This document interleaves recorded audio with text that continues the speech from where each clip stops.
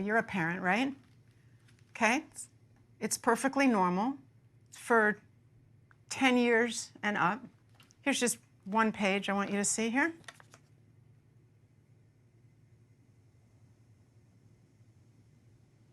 For 10 and up, huh? It's unspeakable what these people have done to our children.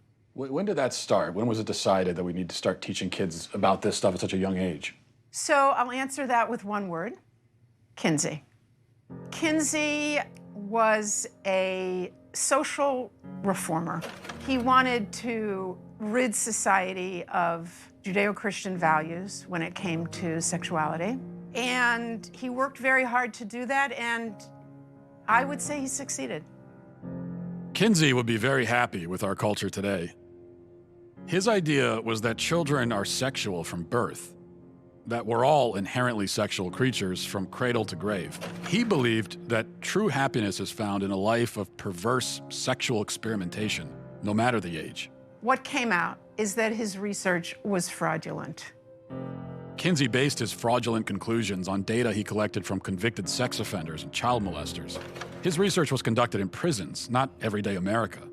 He also performed horrific sexual experiments on children, some under the age of 1. His most influential book, Sexual Behavior in the Human Male, contains an infamous chart called Table 34, which documents the orgasms of very young kids, including babies as young as 5 months old.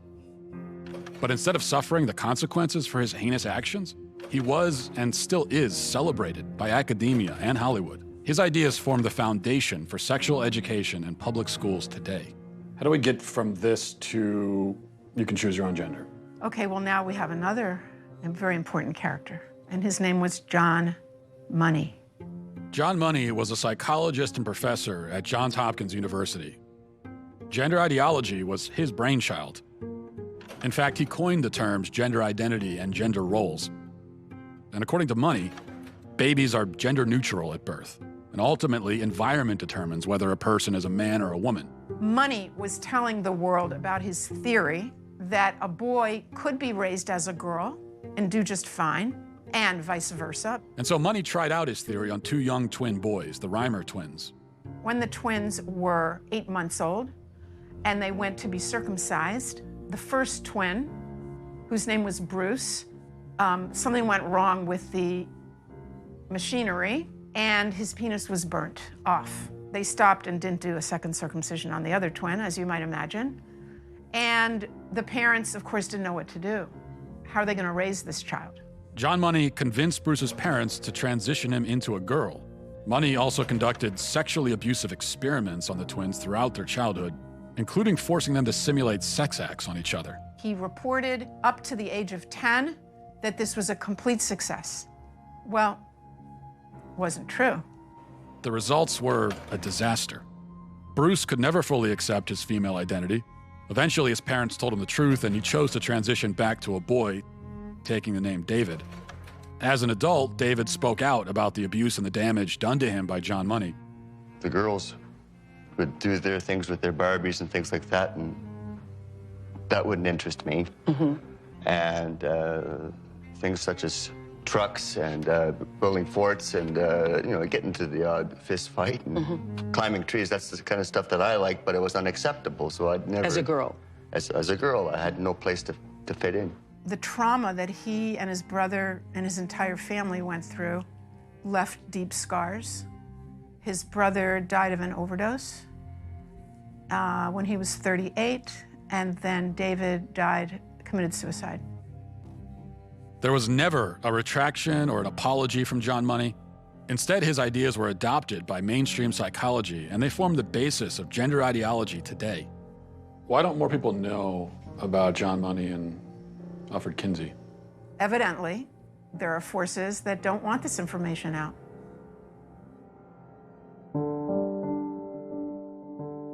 I never fit. I was an alpha female, a sales executive that kind of just didn't fit in any box. When psychologists or somebody that I was in love with or whatever said that I was in the wrong body, I started to think, well, maybe I am. I'm a biological woman that medically transitioned to appear like a male through synthetic hormones and surgery. I will never be a man. Is it transphobic for me to tell the truth? Why is it that a couple hundred years from now, if you dug up my body, they're gonna go, yeah, that was a woman, had babies. Can you tell me about the procedures that you had? I've had 7 surgeries. I've had 1 stress heart attack. I've had a helicopter life ride with a pulmonary embolism. I've had 17 rounds of antibiotics.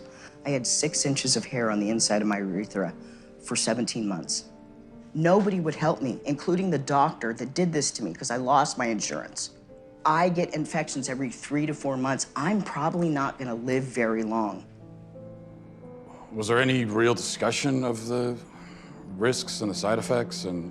No, there's not. And I know that people want to think that there is, but there's not. The truth is that medical transition is experimental. We have studies that said that medical transition helps mental health with kids. They've all been retracted, modified, changed. But the only long-term study tells us 7 to 10 years is when transgender people are the most suicidal. After? After surgery. But that's transphobic to say.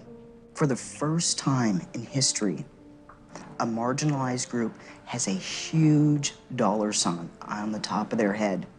We have 5 children's hospitals in the United States promoting that.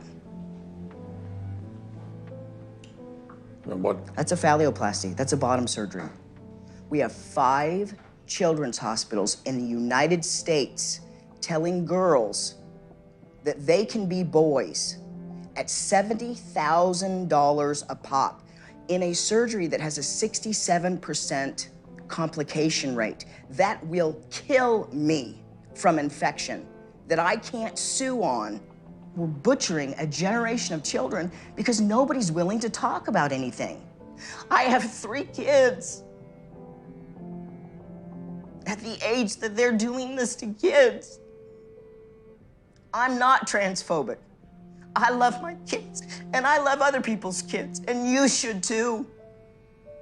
This is wrong on so many levels. Can kids consent? Do you think kids are capable of consenting to this? No, they're not. Being a parent is loving the hell out of your kids and helping them see around corners. What's the youngest patient that you've operated on? The youngest patient I've done vaginoplasty on is age 16. Do you worry that minors just don't understand enough about themselves? They're not neurologically developed enough yet to make permanent life-altering decisions? Absolutely not.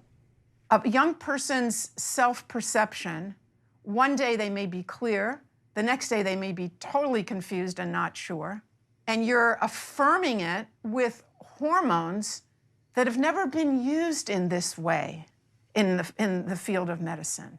You're talking about puberty blockers? Blockers and then opposite sex hormones. And at what age does the medical transition begin with medication? So medical affirmation begins when the patient says they're ready for it.